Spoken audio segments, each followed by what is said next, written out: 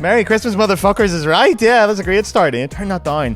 Fuck, their ears are going to be burning when I say that. Well, everybody, what's the crack? And welcome back to episode number 77, the Christmas special of the Inline G Flute podcast with me, your host, motherfucking Inline G. It's good to see you all. Happy Christmas. We are recording this on Saturday, the 14th of December, for it to come out on Friday, the 20th of December. I haven't even had a drink yet. I'm purely on the coffee. But it's going to be the Christmas special. So it wouldn't be a Christmas special without a very special guest. I've been spoiling you a lot recently in this podcast. So we've got a returning guest on the podcast this week. So I was going to say give a round of applause, but there's no one here to give a round of applause to. But anyway, welcome to the podcast, Alice Brie. Woo! Thank you very much. So, and beautiful. I'm going to turn that up to make sure you're heard. So, yeah, we're going to tell everybody what we're going to be doing today, and then we're going to get stuck into it because I'm very excited for this myself. I am as well. Now, this idea for the podcast, this was your idea. It was a great idea as well. You've had many good ideas. What was the other idea you came up with as well? You said something the other week that was splitting the G with the Guinness. Maybe you said that. Fuck, that was a good idea. Yeah. And only flutes instead of OnlyFans. That was also a very good idea. Yeah. Full of good ideas. I should hire you. But tell people what are we doing today? We're doing a very technical episode. A very technical episode, yeah. I thought, I don't know, I was very insecure for a very long time with the flute playing. And I've met many a very insecure flute player. And me included. I think it's sad. I think we all deserve to know a little bit more about like how it works and everything. I totally agree. So I don't pretend to know the truth, but this is what I've learned through the years of very vast experience in the orchestral world. Like master classes. Also, I love practicing. I know you do, yeah. I love it. I do not love practicing, but fair play to you. I used to hate it. It used to make me miserable. Yeah? Yeah, and then I decided it had to serve me. Well, it's a beautiful way to put it, yeah. Now, I will say a lot of this came out of the fact that we played together recently and you gave me so many tips, and I was like, man, we should do a podcast on this. My immediate worry was that we should be charging people a lot of money for what they're about to get today. No, it's Christmas. Exactly, okay. We don't gatekeep on Christmas. Exactly. That's the only reason you're getting this for free, all right? Yeah. Normally, you pay a lot of money for this kind of information, but because it's Christmas, we're feeling very generous. Yeah. So we're going to let you have all this information for free. Yeah. We're going to cover a lot of technical stuff. I'm going to be the guinea pig. You're going to show me everything. You're going to be the Christmas guinea pig. Yeah, I'm going to be talking a bunch. I don't pretend to know the truth. Agree to disagree. I'm just gonna. I'm all for no efforts and minimum effort, maximal result. Using your body as like a caisse de résonance, like a violin, you know. Yeah, like the inside of the violin. Like finding the right body position so the sound can like resonate and vibrate inside. Just having the right posture for breathing, all things for the sound. I just also hate the idea that there is a good days and bad days. I think that's rubbish, and I think it's terrifying when you take your flute and you think, is this going to be a good day? This is the bad day, and then you're like, oh fuck, that's it. Yeah, I think once you know how it works, then you just take in what comes. Yeah. And then you go into your toolbox and then you get your tools out. So exactly. And you're going to give us a couple of tools today then. That's the plan today. I think I have too many things for one episode. Wow, here we go. But if you like it, if we get the views, maybe we'll do another one. Yeah, you guys have to listen to it. Otherwise, you're not getting another one. You can go fuck yourself. I think this is going to be a more visual episode as well. I mean, great. Hi, Spotify. But I think if you can watch it, I'm going to be moving Gareth a bunch with his consent. I'm going to ask for consent. It's important. That is something we'll talk about in a minute as well. But yes, actually, that is a good note. For the audio listeners in this podcast, we are going to do our absolute best throughout just to describe what's going on. If you're listening to it in the car or you're on the train or whatever and you can't watch the video one, wait, listen to it, and then come back and watch it to get some clarification if you can. Make a wee note of your favourite bits. There's going to be a lot of information to take in here. Yeah. But bookmark it, make a wee note, and then come back and watch it. Christmas sweaters. Oh yeah, you have to see the sweaters here. Do you want to see this? I feel sorry for the audio listeners, you can't see. Mine doesn't do that. Oh my god, it doesn't go off. It fucking has to. No, it doesn't. Yeah. So it's got a very low line here because it's meant for women, but I bought it very last minute. But anyway, sure. Yeah, I made mine. You made your own one? Yeah, of course I did. Oh yeah, fuck, of course you did. Yeah. I didn't make mine. Right, then, without further ado, we're going to get into this. Quickly, before we do, should we do the Patreon read? No, I will not do the Patreon read now. I will do it later. I will do it now, but I will digitally insert it later with my marketing team. So I'm going to do it now. I'm going to see you guys in a minute. You're going to get a seamless transition to us talking about Flute. And then later on, we're going to go quietly back to the Patreon read. You'll not notice a thing. Also, feel free to take your flutes out. Oh, yeah, do take them out. Yeah. Try along, press 100%. pause, rewind, Should have said that. skip the bits that don't interest you. I do not think you should skip bits. Shouldn't skip any of this. This is going to be good. I'm very excited for this. Yeah, It's going to be like a flute lesson for me. Right. We're on warm-up. We are. Let's talk about warm-ups because you talked to me about warm-ups before and it has genuinely changed my life. Okay. Because I had never thought much about my warm-ups before. I love warming up. I think I used to be terrified of it, and we used to have to play long notes and hear no. Yeah, there was always like a bit of a rule when I was studying of like what you should warm up with, like how you should warm up. I like to make contact with my instrument in a very soft and pleasing way. I like to get my air grooving, my vibrations grooving. One very important thing. Can you hold the mic, please? Hold the phone. I would love to. Everything from the G up. G sharp, A, B, blah, blah, blah, C. Yeah. There is, the holes are open. Which means the air goes out through earlier. them. Yeah. Yes. So that means the sound is not going to be even.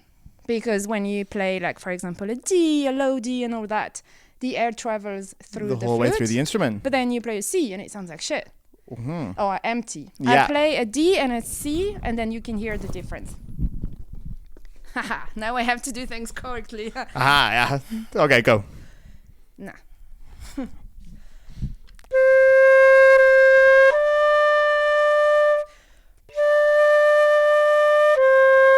Yeah. The C sounds poorly, doesn't it? Yeah. Okay, so this is important to know in general, I think, with the flute. Because I talk about this a lot in my teaching. Certain notes are difficult on the flute. They are shit by nature, by design. The air leaves too Yeah. early. So what we want... They're volatile notes. I started by the end of the story. When you play anything... Do you want to redo it? with You can redo it. No. With the left hand. Yeah. You need to blow your air through the whole flute. Which means, when you play a G, your right ear... your right ear has to be at the... It's an image. Don't cut your ear. Don't be a Van Gogh. Has to be at the end of your flute. It's a very cultural joke, that one. I'll go over the Americans' heads. Has to be at the end of your flute. So I'll play a G. Yeah, I'll go play for a it. first G and I'll play straight ahead. And then I'll play one with my ear at the end of my flute. Yeah. That was straight ahead. And then I'll blow through my flute. Okay.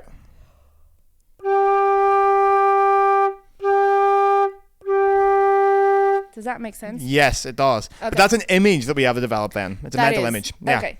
Therefore, when I warm up, I want to warm up through the whole flute. I need overtones. Sorry. Very often when we fear we're going to have a bad day, we force with the embouchure, we force with the lips, we force with the air. It's not natural. We kill it. We make it over dark. Yeah. Okay. So my exercise, enough with the blah blah. I start with the fingering of an F. Okay, why F and why not C? Give me a second. Shut up. To be fair, you told me these things a few weeks ago. I've been doing a lot of these. Overtones or harmonics, I think is all a lot of people know them as well. I don't know. I would start with C, but I don't know why. That's a weird automatic reaction. Is it better to start with F? Or does it not matter? I like it better. I'll believe you. Go for it. I have a traffic jam in my head. I start with the F. So finger and F. I look for C. Does that make sense? And then I go to the low C.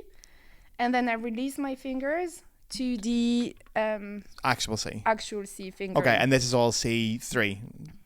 Do. The third C you can get in the flute. Yes. Yeah. Okay. I think I wouldn't start with this one, with the low C, because this is where like the air goes through the flute, and then you would do the F and it would open, and then the C and it would open. Fair enough. I like going from the low C fingering to C3. Yeah.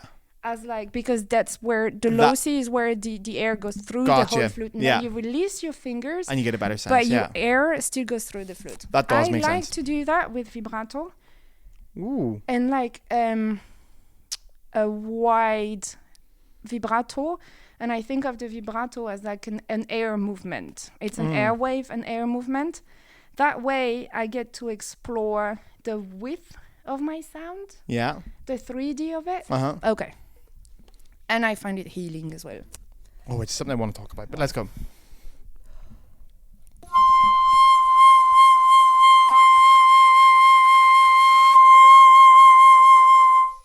And then I do F sharp, C sharp.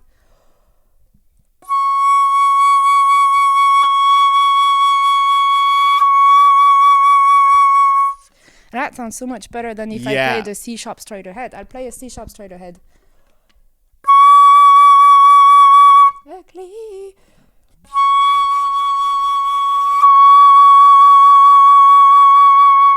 And then I'll do G, D, D.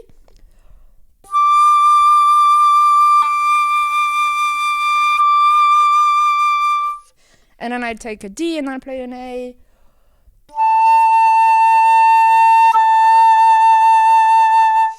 An E flat to get a B.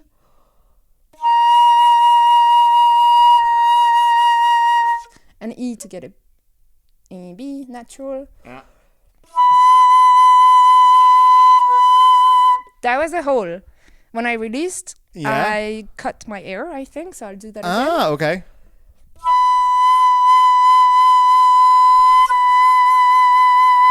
Not the best, but you get the gesture. Yeah. Yeah. That way, I have an evened sound paste. I got grooving on my ear. I got my breathing. If you're not feeling the tongue, do it without the tongue. Good if one you as well, notice that your sound isn't as centered as you'd like, instead of doing a T with the tongue, you do a P with the lips. Oh, would you do that one? Yeah. Yeah, because P, there's no sound that's as centered as P. Can you say True. potatoes? Potato. That's racist. Potatoes. Well, you know, but you don't say like potatoes. No, you don't. It's very natural. Hey, It's a very easy one. Yeah. Yeah. Do you want to try? Okay. Yes. Actually, I want to speak about that quickly on harmonics because I feel like a lot of people know that we should practice harmonics, but they don't know why or what they're for. That's what they're for. It's for centering your sound. Also, one thing I say. I don't need. It's not for centering the sound. No. No, you need your sound paste to be. Does that make sense if I say alive? Yeah, it does. Yeah. It needs to have the overtones, so Okay. it mixes better with other instruments. Okay. Because other instruments have different airstreams. They have different. I mean, some people have something in their mouth, and like it's a whole different world. Yeah. Clarinets have no vibrato, blah blah blah blah blah. Exactly. Yeah. And you need to be able to mix with everyone. Yeah. You mix by having an even airflow. Okay. The Laufbahn an der Kasse. Yeah, we like spoke about a this. treadmill. A treadmill. Treadmill. The treadmill when you buy something at the shop and then you put your things on the little treadmill. Yeah, when I you forgot go what you pay fucking at the call that. So when cashier. when you're at the till, Yeah. the cashiers, Yeah. Americans call it. When you put your items down and the thing goes boop and it moves along and then they go. That's your airflow. Yeah. Okay. Whereas you play That's what we soft, call it. loud, low, high. This is Always there. always going. So you need this. You need the overtones. You need space in your sound. I always. I'm just fucking giving too many informations. I think of my sound within the width of a room more than with straight ahead. Okay. Let me play a thing, and I'll play straight ahead again, and then I'll play in the width. I find this super interesting, by the way. So I'll play straight ahead. Go for it.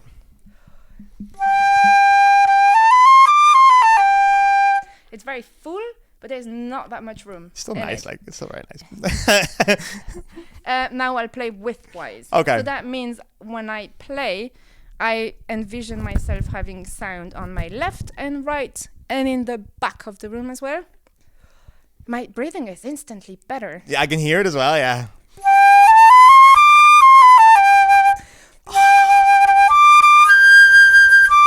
You can mix with that much better than with. Yeah. And that yeah. carries better as well. And that is just a mental image of thinking. Yeah. Your sound's going left, Yeah. right, behind you, Yeah. upwards, downwards, anywhere basically but in front of you. Yeah. Ah, see, Yeah. I like that. Yeah. I like that idea a lot. Okay. Let's try the warm up. Yeah, I want to try it. I was talking Okay. about. Where am I going to set my microphone? Fuck it. Am I going? Am I playing? Yeah, Okay, sure. you hold the microphone Sure then. thing. So do the, if you would want to. Okay? I feel like your upper body is way in the back. Does that make sense? Yeah. Okay. Open here, your chest. Yeah. See? Okay. Do the other one. Go back to the back. Okay. Can you sing a thing? La. Put your body weight more in the front. Relax. Open your chest. La. Fuck. And this is how it is done. Yeah, I find most people, when you lock your knees, you usually also stand like this. People are also scared to not stand straight, and then they'll end up standing like this, or like this, or a mix of both. Yeah. Okay, off you go. Feet to the right a little bit. The weight a bit more here. Mm-hmm. Here you go. Your upper body is too much to the back. Mm-hmm. And then you can open here. See, now you have access to your tummy. Now you have access to a deeper breathing, right? Mm-hmm. Mm-hmm. Play. Okay. FCC.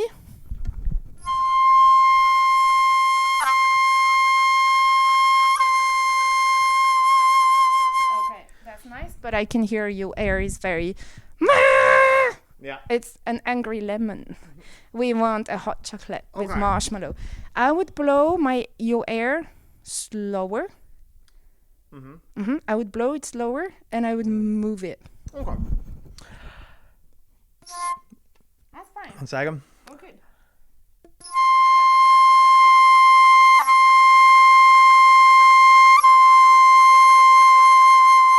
See, you probably felt your flute vibrate a lot more. Oh, yeah. Right? That's better. Can you do wow, wow, wow, wow, wow?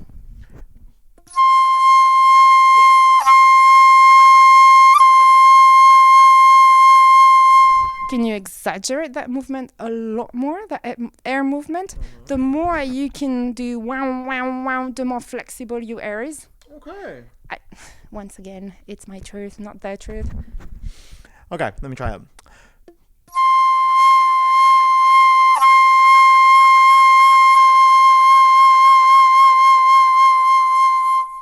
I like that a lot more because your sound has a bottom, a top, and I feel like if it's a pot and you're cooking, it doesn't have the lid on. There's room. Does that make sense?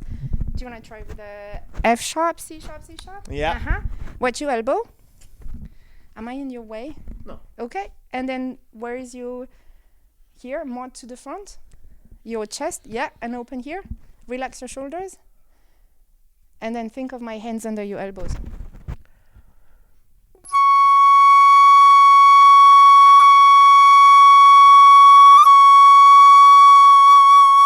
What if we get the air moving now?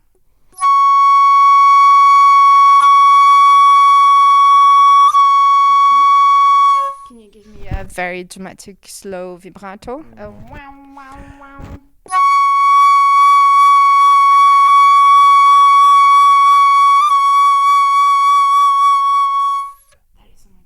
I like it so much more.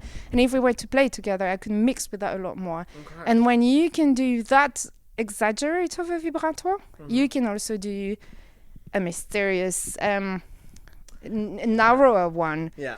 I think the bigger you can make it, the smaller you can make it. Because then... Does that make sense? It does. Can you stand there? Yeah. Can I also say, actually, one thing I noticed about this, I don't know if this was deliberate or not, but when we did this a few weeks ago, my level... I find intonation a lot easier because I feel like now if my C, my open C, is the same intonation as my harmonic C, it's usually right. Yes, baby. So that's why, because I always feel like my C's are fucked with intonation. Because it's yes. And they're so fucked that I don't know if they're flat or sharp sometimes. Yeah. But if I just quickly play the harmonic and then compare my actual C, I go, oh, there's where it's meant to be. I mean, there's been times at work, like in orchestras or gigs and stuff, where we play like a very soft chord and I have to play like a B flat or something. Yeah. Sometimes I'll play the harmonic. I'll play the overtone. Okay. It mixes so much. It mixes, but I don't know if this is legal or not, but it mixes better.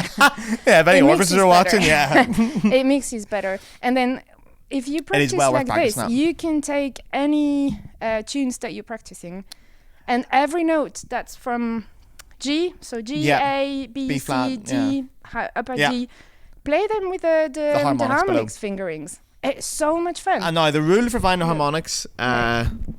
If you want to play Mozart, for example, which I haven't practiced in forever. The concerto? You can do.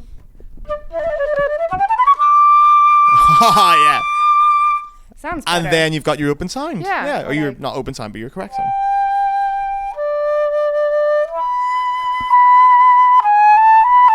Ahaha. Because that B after the D sounds like crap because it's not empty.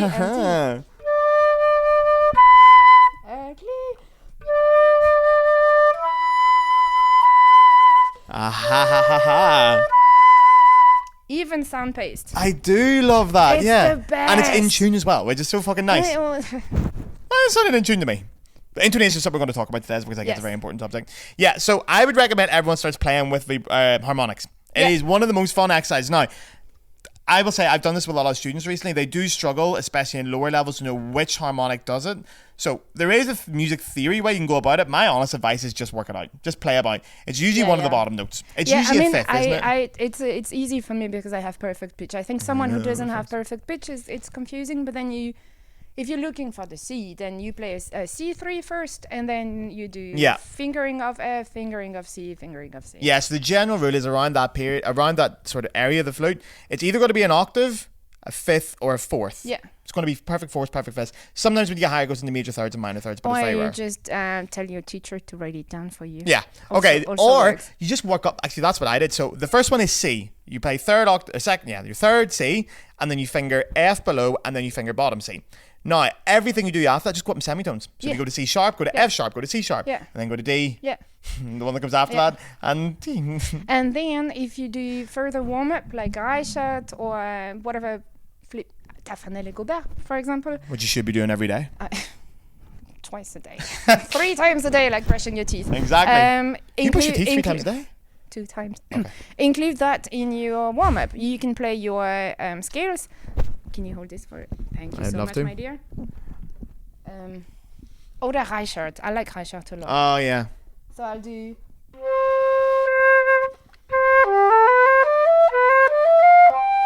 Aha!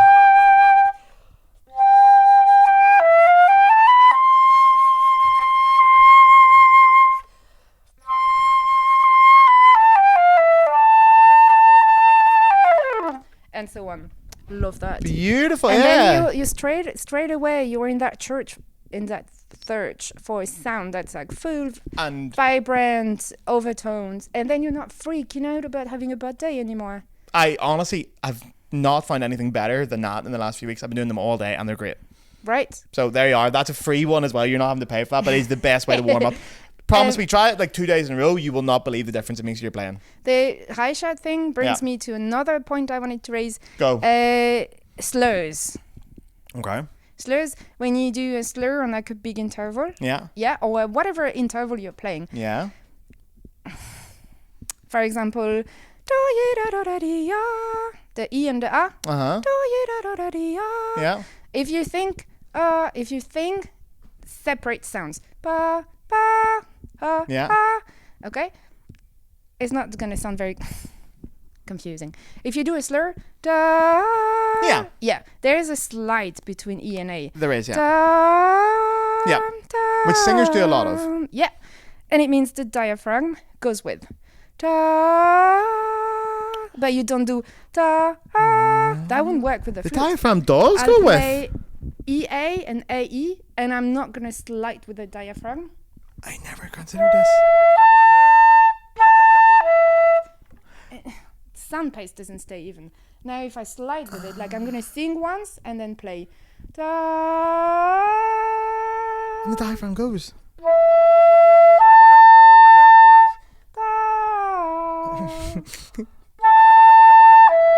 Sounds better. That, honestly, I've never thought of the diaphragm as being like... You slide it. Slide it, yeah. I sort of thought of it as like an on-off muscle. It's on or it's off. No. Do you want to do what interval would you like to play? Oh, can I pick a hard one? Yeah. I'll pick the hardest one. What's a hard interval? Go for it. Whatever. A big one. Like, okay. Can I pick one that I find hard? Sure. Let's do that. Okay, I'm going to do B to G sharp because I don't know why, but I find that a nasty one. Go for it. Okay. Knees, feet. Okay, and then think of this. You need to bring it now to the front. That's better. Your collarbones can't be further back than your bum. And you have a flat bum, my friend. Fuck off. Sorry. And then your elbow. Yep. Yeah, which also means when you bring your elbow to the front of your ribs, you have to open here, right? Open in the width and not in the nach oben. Make room here, like here, not nach oben. This is a tricky one to explain. Like, yeah. Okay, go for it. So normal first. Yeah. Or with the Yeah. Do the one without the sliding. Can you bring the microphone over so I can hear this? Okay. Okay, and then remember your air is more like this than me. Okay. Wait.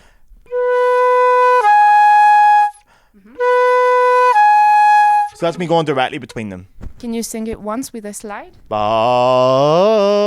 I need more slide. Ta. Ba. Yes.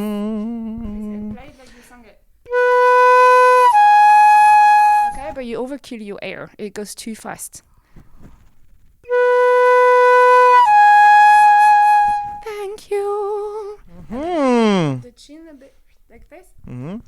I think it was a bit to the front. Don't keep the sound. Don't keep the sound. That's so much better. Okay, when you play your B, your ear is here.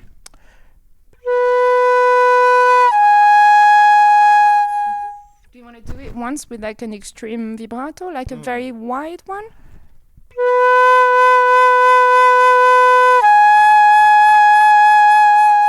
I do think you need to practice a lot with that kind of vibrato because you can't give too much air or an air that's too fast, which kills your sound. Okay. So yeah, the reason you do it then is because if I use vibrato, I can't play with faster air. Yeah. Okay. With an air that's overkilling the sound. Yeah. Killing the overtones.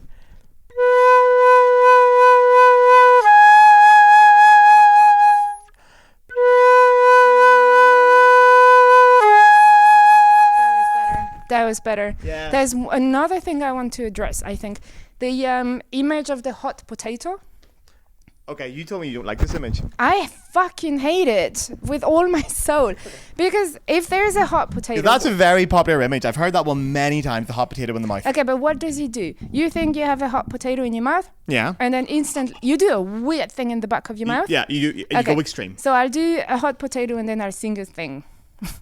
Like, and then, my throat is not free. The air can't go out. Yeah, it almost feels like you lock your throat a little bit. Yeah, I hate it. What we That's need, probably what the point is. Well, I think the point was to have room in your mouth. Yeah, but the point of when you get an actual hot potato in your mouth and doing that. It's delicious. No, but why do we do that? When it's too hot, why do we do that? I think it was to have room in your mouth, but that's counterproductive. Also, your tongue is going to do something weird. What you need, I think, is to... Not the truth, but my truth. Have space between your upper and your lower jaws.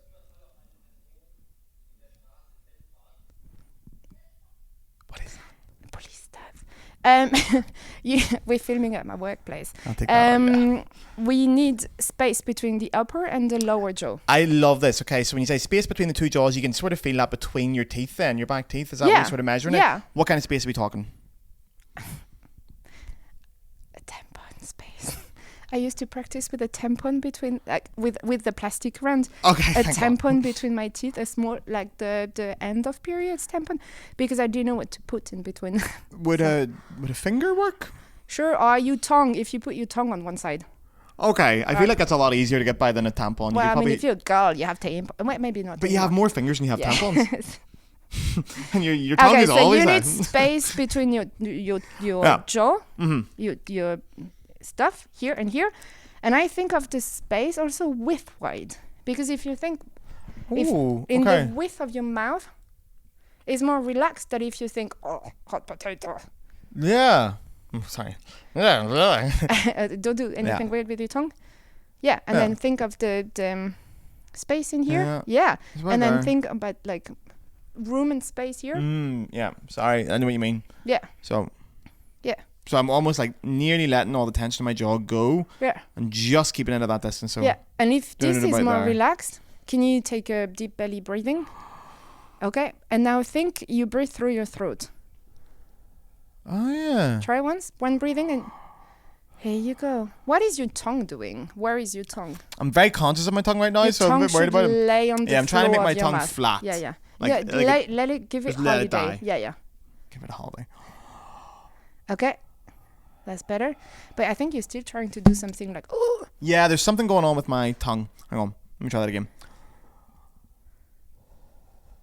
Yeah, do you know what it is? In between the moment where you inhale and exhale, Irish. something's locking. Might be that, yeah. Yeah, because you're speak like this. It might be, yeah. Something's happening in between when when you're at the top of your inhale and you switch to exhale, something's happening with my tongue in between those two moments. It's moving. Sorry. So you know when you breathe in? Yeah. And you go to breathe out, just that little moment where it turns round, my tongue's doing something. Yeah. It's not staying flat, so I'm going to have to think about that. Yeah. Yeah. That's better already. Yeah, okay, that's it. Yeah. So it's almost like being in apnea a little bit. That's what my it's walls you doing. I shouldn't be doing it yet. How do you breathe when you're in bed? Do you breathe like... Depends who I'm in bed with. Do you do the hot potato? I don't think about how you breathe. There you go. We all know how to breathe. And then you put a flute in your hand and you're like, oh no. That is true, yeah, okay. Yeah. So, yeah, that's a good thing to practice as well, don't you think? How do you practice that? How does one practice that? The breathing. Yeah. Is that something you can do without the flute? You just become conscious of it? All the time, yeah. I love that. How do I practice it? I practice with my hands on my pelvis and my lower back. And then, ooh. Okay, hang on. I take it. There was a teacher once who said, breathe where you can't see. Okay. Thank you, my dear. Great exercise for it. Translate this into words. Go. How do you translate this into words? Translate what into words? This. Oh, what That's you're the doing? I exercise. thought you were just having a breakdown. How do you put that? So you're putting your hands on either side, like you got blinkers on, like a horse has blinkers. You're using your hands. And as then you blinkers. breathe. It is much lower in your body. Just because you put your hands there? Yeah. Block your view and then, block your view on both sides, and then breathe with the mouth. What the fuck? I know. That's a great way. Do that right now if you're listening. Put your hands on the side of your head, you're like putting blinkers on a horse, and then breathe in. You can Notice also what happens? cut 2 holes in a paper bag and put the paper bag on your head, but I think that's a bit abusive. I know, I would not encourage that at all. You're not going to put paper bags in your head. Other great exercise, if you breathe too high, can you hold the mic? Mm-hmm. I'm going to look like a silly goose, but we don't care. Okay. I'll do my best to describe your silly If you goose. practice yoga, do a yoga squat. So you do this, and then this, and then you can't breathe up anymore. Also a flipping fantastic exercise to develop the sound. So I've never done yoga in my life. oh my god, I'm obsessed. I'm not much of a yoga man, more of a pint man. And then I'll do this. Holy fuck. Sorry.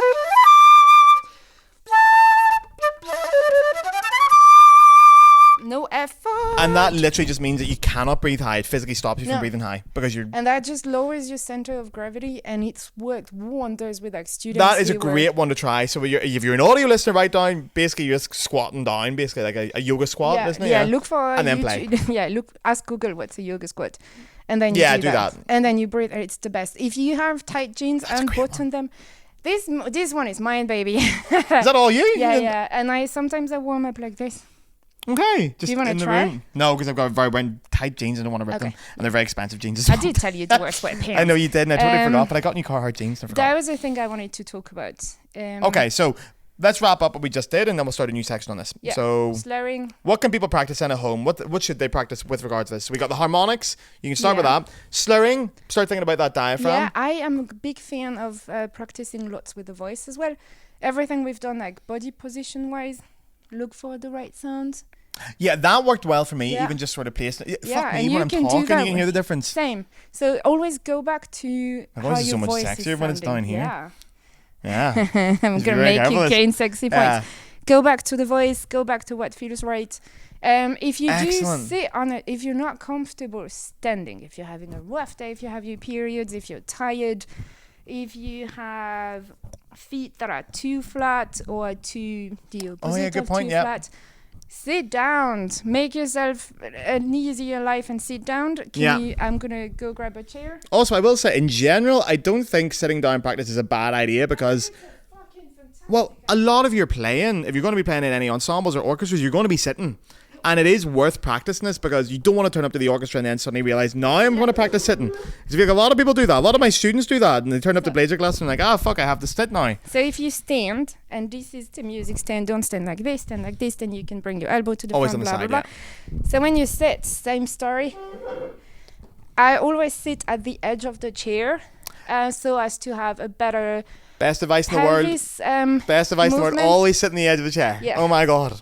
So I would sit like this. I would, for women, I think a great exercise, hold my power and not sit with my legs like this. Yeah. Have access to the floor. Too right, sister, yeah. Yeah. Fucking take control of it. Sit down if you need to. Take if the space. you're in pain with like period and shit, you can also put some pillows here and hold your back. Yeah, that's a great idea. I don't know why I got the chair to show people how to. Okay, how to can breathe you if they're hold going this for a second? yeah, so if they're sitting down and practicing. So if I sit like this, my music stand is here. It's not here. Okay. Because if my music stand is here, I do this, and instead of doing this. Yeah. Okay. Okay. Excellent. Okay. So that's a couple of things. The to practice slurs with the singing. Also an excellent one. Yeah. Great. Yeah. And you can do all that in your warm up. To be honest, you can cover all that in like 10 minutes. Or you're gonna have so much fun that it's gonna be longer. That's a little bit of a trick I This is picked up on why I this. love practicing, because this is all tools that serve your music, and then your music sounds better. And you can lose your time. And I've done this quite a few times with students recently, where I've done these kind of exercises. I'm like, we'll do them for 5 minutes, right? And then we'll play some fun stuff. And then they're like, can we do it longer? And I'm like, yeah, you're fucking right, we can. Yeah. Because you do have fun with it. You start to play with it because there's no rules either. There's no set thing about it. You just explore. You just have a bit of fun. This is all tools that serve you. So then you just, the P thing to center the sound if you want. Don't send an air that's too quick. Practice the vibrato as a mean to like a flexible air situation. Yeah. The more it's flexible, the more you can have different vibratos. Wonderful. Yeah, which I would love to talk about as well, but we'll get to that at some point. Okay, so that's the warm up started. Let's talk about something else. But I haven't got the time. That's perfect. Keep going. The Inline podcast is free and always will be free. That's a motherfucking guarantee. But if you want to support the podcast, you can now do so through the Patreon. On the screen now is the address. And for the audio listeners, it is, of course, patreon.com/the Inline G Flute podcast. It'll cost you £5 a month. That's it, £5 a month. And with that, you're keeping the podcast alive. Because without you, I would have given up by now. All right? So you guys are the ones that are really keeping this going. And I fucking love yous for it. You don't get much extra. A couple of you's got your Christmas cards, you get all that, but you're just keeping it alive. So if you can afford it, sign up over there. It means the fucking world to me. If you got €5 a month spare, throw it over to me. I love you for it. If you don't, times are hard. There's a lot of shit going on. Don't worry. You can still listen for free. Thank you very much. Sound is to tell a story. It's a good start, yeah, I agree. Yeah. Okay, cool. You can tell a story with like smells or lights, or is it winter? Are you inside? Are you outside? Is it cold? Is it warm? All with sound, or are these just different stories? No, with the sound. Okay. And then smells. Does it smell good or does it smell bad? And we want a dark sound. True. I don't know. Never smelt my sound. Do you have the sun on your skin, or is it foggy? Or is it cold? Or beautiful ideas, autistic ideas. Neurodivergent. To do that is having a sound that's lighter or darker, or does that make sense? Yeah. Yep. How to do that? Very easy. You can use an R. You say an R. Can you do an R with your mouth? Very okay. Good. E. Yep. So the vowels. So you'll play a sol with E. So a seal, like G. Yeah. Yeah. That's light colors. A, E. A and E are the light colors. Yeah. Okay. And then O. O. And U. U. Yeah. Hang on. French U. Yeah, I'd about to say which U. The Not French my one. U. Okay. U. It's important that people know this because there is two very different U's. Because my U is U, and that's not a French U. The French U is U. Yeah, we do U. I don't hear it that much. Oh, there's a big difference. But it needs to be an O and an U. They're darker colors. Yeah. So you'll play, if you do solfège, like you'll play a sol, like a G, a sol, with a sol or a seal, or a sol or a su. I've never heard that before. That's great. I had so much fun reading all my music. Okay, so A and E are light sounds, O and U are dark sounds. Yeah. What about I? Is I one? Which one? I. I. A. I. Because A, E, I, O, U, you've done them all apart from I. E, O, U.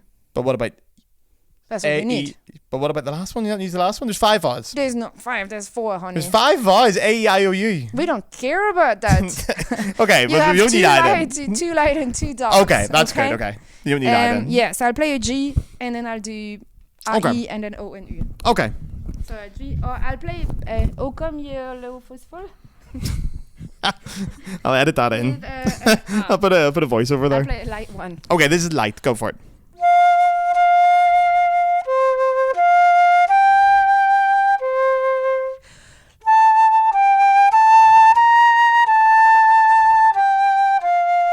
That was A. Okay. You could hear that, obviously. Yes. So good, all the listeners. I play with E. E.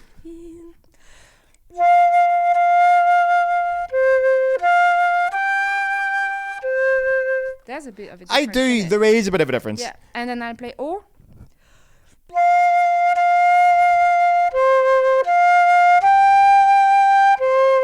U. U.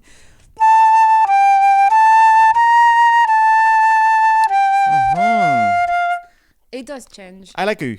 You That's like my favorite. Yeah, you like for this. Dark stuff. Well, and then you get for everything maybe as well. So, yeah, they're fantastic things. And these are things that we're doing on the inside of our mouth, basically. Yeah.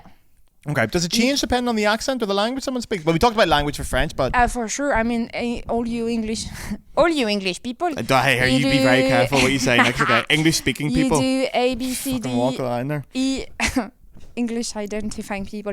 A, B, C, D, E, F, G. It's not that change in the mouth. It's not that many changes. Oh, you mean when we're saying the letter of the name? Yeah, the names, I think your sound pace is better than French people because the evenness of your sound pace. Like interesting. If you play the C major scale and you think C, D, E, F, G, A, B, C. See, we don't think that. That's one of the weird things about it.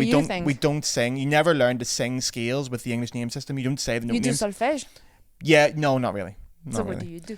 You don't do. You say like la la la la la or okay. d d d d or lo lo. But that's still better than do re mi fa sol la si do. See, I like the do re mi fa sol. But it changes the shape of the mouth. It does a lot. Yeah, it does a lot. Yeah. So yeah, that's true. If you practice slurring, if a French person slows do re mi fa sol la si do, it's not going to sound as even as if you sing. Okay. Da, da, da, da, da.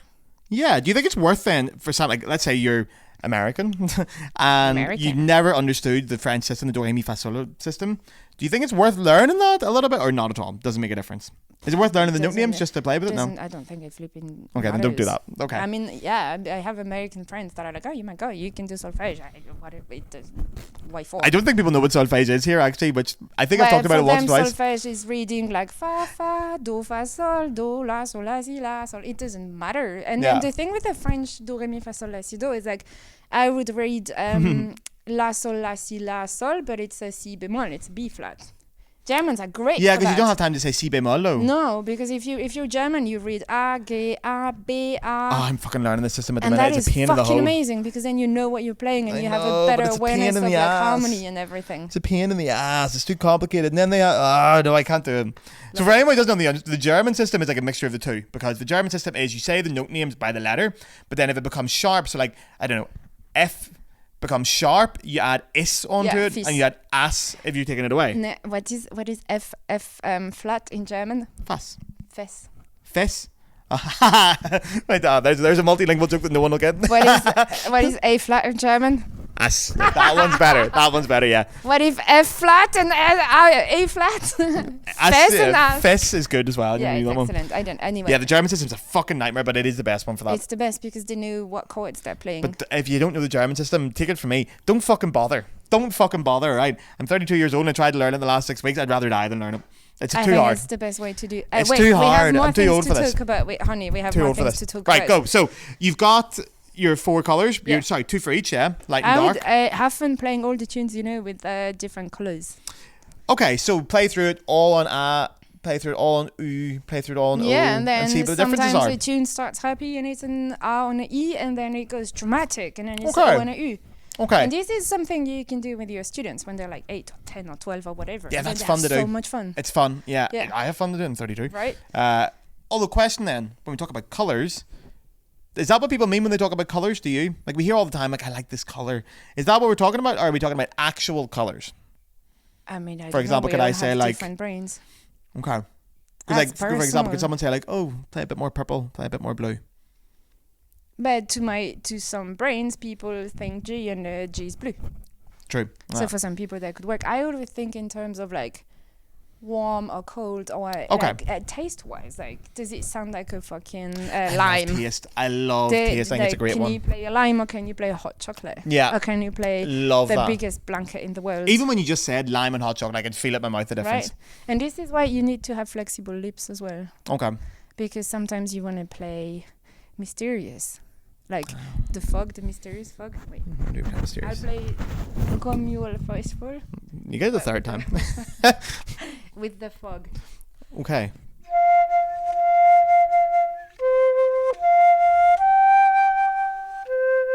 That is foggy. That's foggy, right? That's foggy. My lips were so much more relaxed. I played softer. Because I played softer, I used less air, but my air was faster. That's a good one. The treadmill was faster. If I had played louder, more air, but in the width, you always play loud in the width, and a slower air. Because if you play loud, more air, and a fast air, it's going to kill your sound. Yeah. That's flipping ugly. Yeah. Now I'm going to think in the width, more air, but slower air. I like this.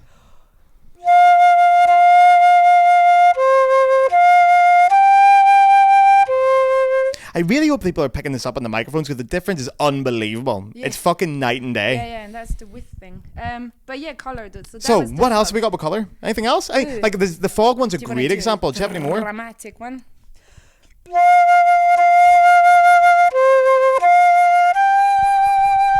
Okay, so what's the mechanics behind that? My lips were The audio listeners are going to fucking hate us for this. Yeah, they were definitely a bit more like a cat's arsehole. Together. Like the foggy one is more relaxed and open. Yeah. The upper lip is way more relaxed. I yeah. more space for my air, and the dramatic one. Yeah, okay. You describe that for the people. I would say like the foggy one's obviously very relaxed in the upper lip. The second one seems like it's a bit more solid. Yeah. Yeah. Yeah. The upper lip seems a little bit more. The closer shape in the mouth. Yeah. There's still space in the. See, so you can play with that. Always, all the time. That's why you can't fix everything with your lips. Yeah. Okay. Yeah. Any other ones? Any other examples? Is there anything else you want to say on tone color? Because I could listen to this all night. I could do this all fucking night. You just this is my favorite bit of the podcast. What kind of sound do I want to have? What do I miss in my life right now? Do you need light? Do you need hope? Do you need this? Well, isn't this a great thing as well to try and find your practice to suit you and to serve you? Yeah. And be part of your emotional well-being. I think that's a really important thing. For sure. If you're feeling a bit shit or if you need a bit of warmth and comfort, try to play with a bit of warmth and comfort. Yeah. Go look for that day. This is why you the vibrato as well. Like you could do a scared one. I'll play a scared. Oh, come you'll fight for. Getting closer.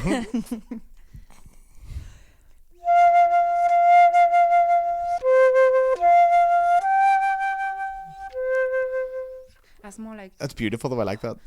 That is beautiful. Yeah. I like that. I'm in love.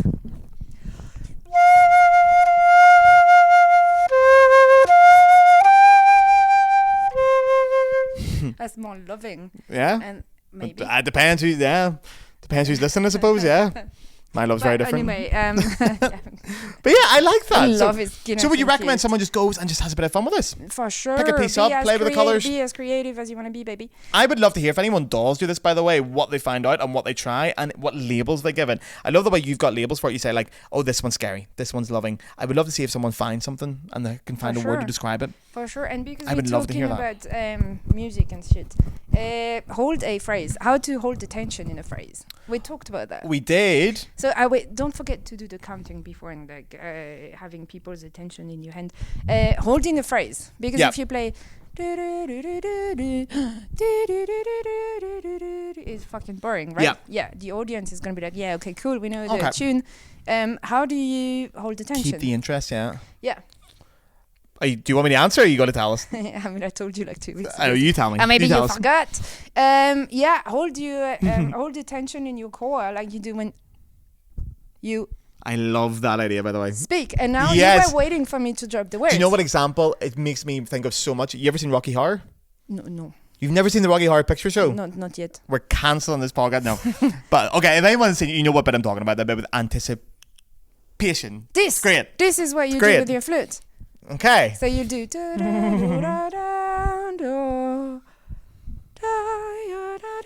This is what you do. Okay, but when what happens? you breathe. What happens if you're playing in a? Even when you did it there, I was like, right. But what happens if you're playing in an ensemble where you have to stay in time? You don't have the time to do that. How do you do it in time? I mean, it's just you breathe, but when you breathe, you don't release completely inside of you. You keep the tension in your core. Gotcha. I think, you know what, my Roman Empire, my flute Roman Empire, Paiu, Daphnis.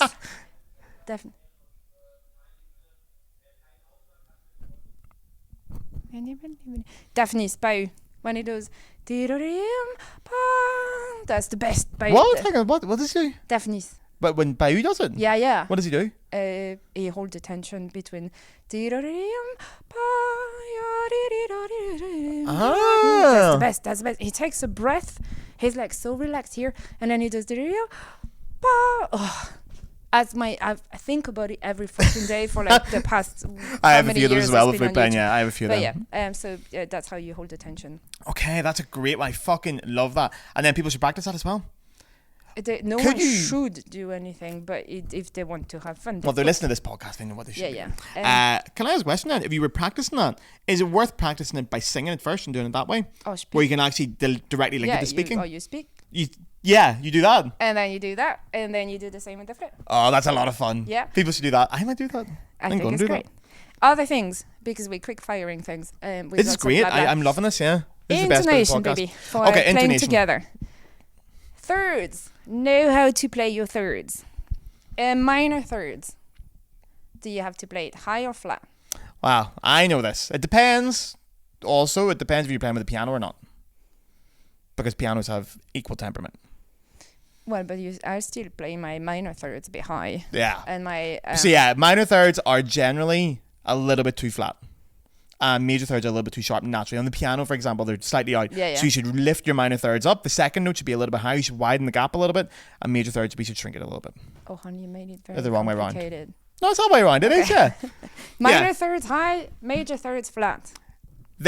So when you're playing a minor third, the gap between the two notes, the intervals should be bigger. You should raise it up, the second note. Yeah. A major third should come down. Yeah. Especially in comparison to what's on a tuner. Because sometimes your tuner doesn't tell you that. No, you can't play an orchestra with the tuner, like if you're tuning a chord, unless you're like the bass tone. Yeah, exactly. If you're the tonic, yeah. But people who try and get a third right with their fucking tuner, it's out of tune. Fucking punch them in the face. Exactly. Get your flute out, baby. We're gonna do a minor third and a major third.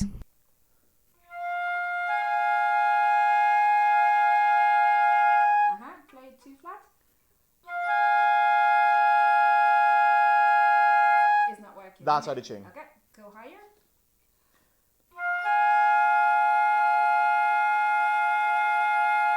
And then get your air moving, grooving.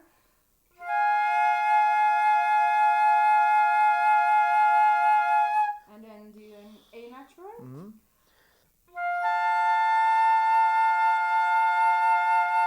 So that's too flat, yeah. That's right, yeah. Too sharp. Yeah, no, you're right, you're right.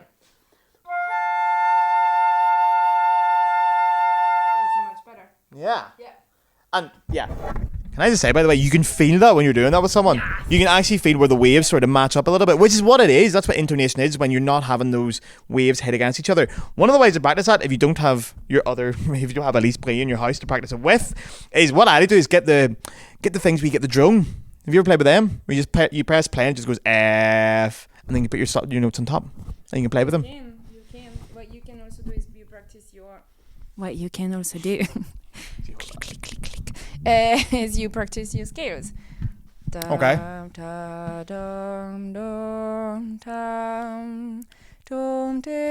Okay. So if we're doing that, we know be careful of thirds. Anything else we should be careful of with intonation? They are the two big ones. I mean, they're like F, G, A is the third from F. B is the minor third from G. That's F it up, yeah. C is the quint. Yeah. Quinta. Dee, dum, pom, pom. So the ones to be most careful of are your thirds then. Well, I mean, yeah, they all work together. Yeah. So I would do that. And if you have a friend, you can play scales in thirds. Like, oh, so you like play F, G, A, B, C, and then the person plays A, B, C, D, E? Yeah. Ah, okay. Do you want to try? That sounds fun. Do you play bottom? Are you bottom or top? I am deleting that. I cannot put that in the fucking podcast. Oh, do you want something fun? Can I tell you a fun story? Yeah. I've got very sore elbows today. This is really ridiculous. This is honestly a really fucking stupid story. But I'm wearing this really tight Christmas jumper. My elbows are killing me because I went on a date last night and it's not going where you think it's going to go, okay? This is not as bad as it sounds, but I was in the pub and the date was so interesting. If you're listening, you were a wonderful companion for the evening. And because she was so interesting, I put my knees, I didn't put my knees on the fucking table. I put my elbows on the table and I sat like that for so long listening to her that I've cut both my elbows open. Both my elbows have massive cuts on them because the girl was so interesting. So if you're listening, call me. Let's do some scales. Top or bottom? We swap afterwards. I don't know, you pick. I'll play top. Are you doing... I'll be on top. So we're doing F major, you're playing from A? Yeah. Okay.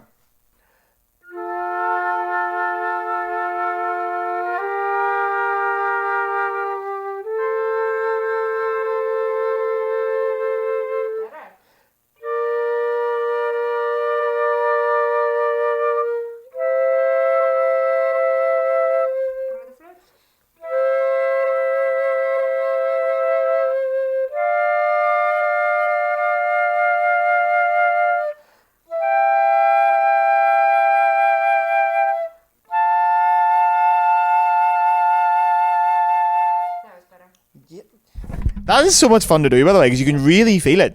This is why you can't the sound thing, the air moving and the space, because then you're more flexible with your intonation and we mix better. Yeah. Yes, that is actually really true. You find when you play with that kind of sound, more relaxed that we talked about earlier, it is flexible. Yeah. And you can adjust it more quickly. Yeah. I feel quicker in adjusting it, which is very helpful. Yeah. Yeah. So playing scales and thirds with your friends is a lot of thing to do. Yeah. If you and your friends have nothing better to do on a Saturday night. Are Which you is what we're doing on a Saturday night. We're playing scales and thirds. Or you record yourself and then you play your own thirds. If you've got no friends. Yeah. Yeah. Okay, and... Is there anything else you want to give us tips on? There was something else you wanted to say as well. Yes, but I am tired. Fingers, honey, fingers. Let's talk about fingers quickly, then. Let's finish this with fingers. That's what I said. My date last night and it did not go well. Sorry, okay. Where do you move your fingers from? Depends who's asking. Oh, Depends how many drinks I've come got. and save me.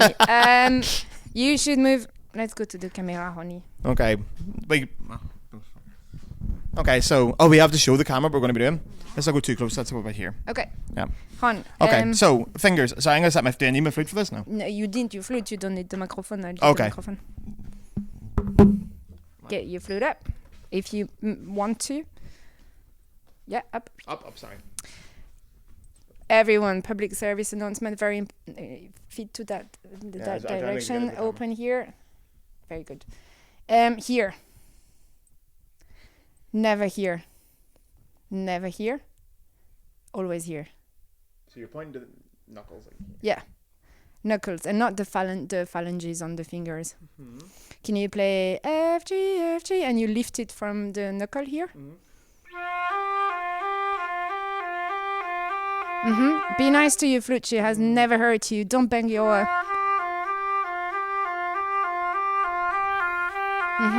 E, F from the knuckle. E, F. Be nice to your flute. D, E.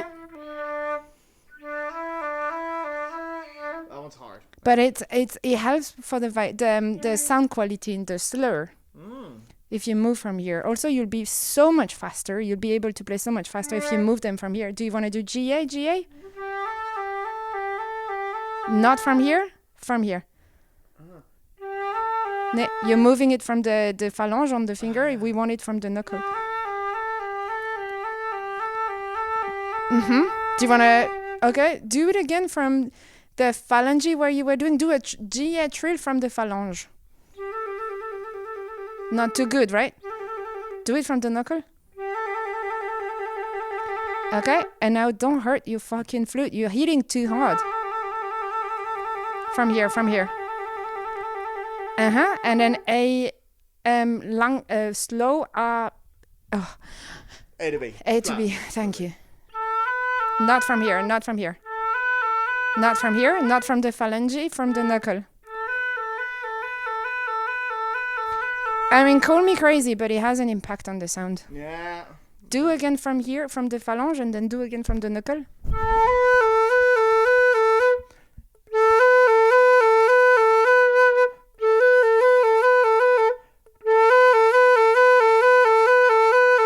It frees the sound a lot. The slurring is so much better if you move your fingers like this.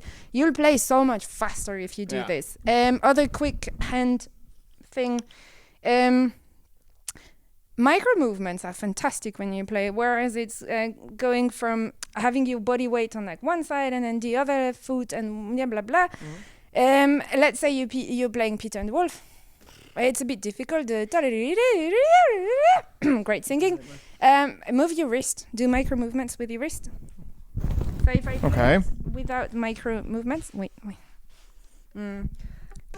If I play it and my wrist is really, was ist fest auf Englisch?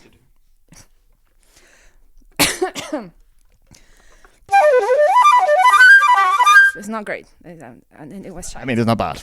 If I do micro movements and I accompany the movement with my wrist, the microphone is so close, it's flipping me out.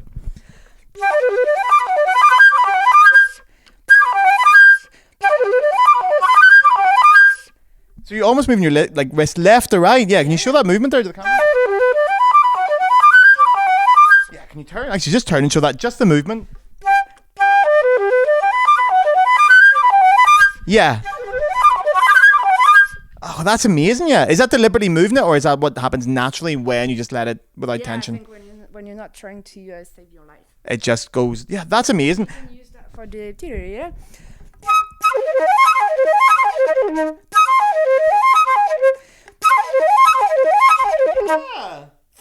Works great. See, that's a really cool idea as well. I never would have thought of that. See, Aaron. Again, you're getting this for free. Yeah. Great one. And then last one, and then we go. Okay, so take a microphone. When you do the last one. Where are we going for this one? No, we're staying here. Okay. But you can hold this one. I need to get my Piccolo out. Oh, yeah, this is a really good one. Well, hopefully. Okay, well, while you're doing that, I'm actually going to say something as well, because I forgot to say this at the start.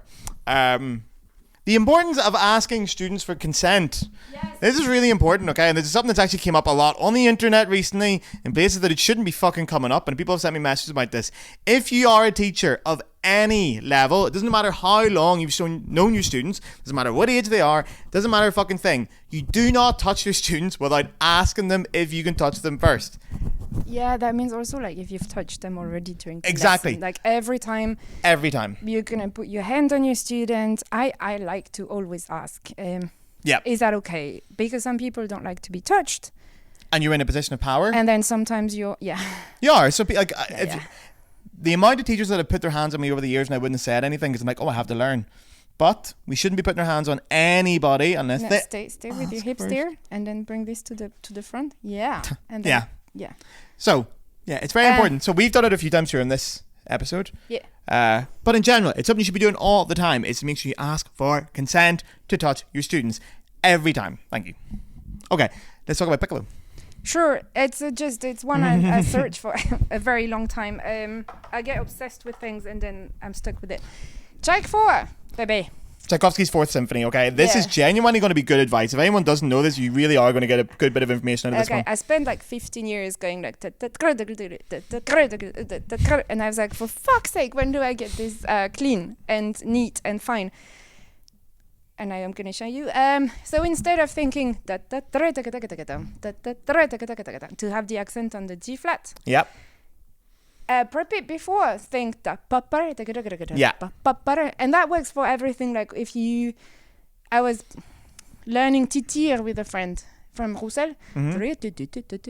Oh yeah. And she was struggling to open the high notes. Okay. Like at the end, and we were looking for the B, the high B at the end. Open, and then I was like, what if you open the G before? Yeah. Bam.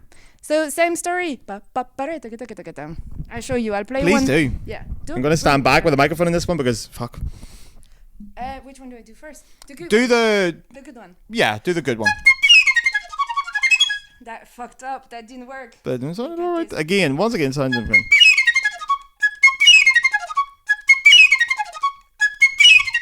It works every time. That's beautiful. Can you do the bad one? Yeah. Aha. It's still clean because I've practiced. In case you've done it too much now, that's locked in. That one. That's right? yeah. Is that a general piece of advice you think you can apply to other things in flute playing as well? For sure. So if you're having trouble with a certain note or a certain technical passage, think of where you're going to weight it instead. Yeah. To put more emphasis on an earlier note, maybe. Yeah. Yeah, for sure. That's a good bit of advice in general. Yeah. Just think of putting a bit of weight on a note that you don't think you have to put it on. Yeah. Well, it might just turn out all right. Yeah, that's a good one. I like that. That's a really good bit of advice, by the way. I was struggling with that piece. It's a very niche bit of advice. People practicing Chag 4's Piccolo so at the minute, but if you are, fuck. Also, I can play better. Yeah, exactly. So there you are. No, I usually play better. Do you know what? I was going to do like a little outro as well, but we'll do it now. Oh, do we need an outro? That was fantastic. I hope you had fun. I'm sorry, it was very intense. I talk a lot. Press pause and make me shut up, shut the sound, take notes. Don't make her shut up, but yes. I hope you had fun. I hope this is interesting. I hope you want to get your flute out. I hope you get creative. I hope you feel like you're in a safe space. Try. This is important. If you want to play loud, play as loud as you want, and then you see where it cracks. You see what the limit is. If you want to play soft, play as fucking soft as you need, and then you see where your limits are, how far you can go. The more you go far, the more creative you can get. And then when whatever you play, whatever level you at, it doesn't matter how long you've played for. It doesn't matter how long your students have played for. I think everyone should have access to technical tools to express themselves, to create things that they can have fun with. They can be creative with. There's no good days and bad days. There is just a toolbox you have to construct. Thanks, honey. And there's no impossible things to play. Obviously, some days you're more fit than others, but that's fine. There's a solution to everything. Yeah, so non-judgmental practice. That's a big thing for me at the minute as well. No, you just take whatever is there and you make do. And then sometimes you have a tool. You can't practice for 8 months. Like me now, I haven't practiced in so long because life. But fine. But it's okay. You take what is, and then also it should serve you. If you're a woman, if you're a teenage girl, and we're so little feminist rant, we're so pressurized to look as thin as possible, and then we always hold our tummy in. Yeah, because you need to look flat, which means female flute players tend to breathe too high, and then they don't have access to their diaphragm. That fucking sucks. If you're a girl, release your tummy, breathe deep.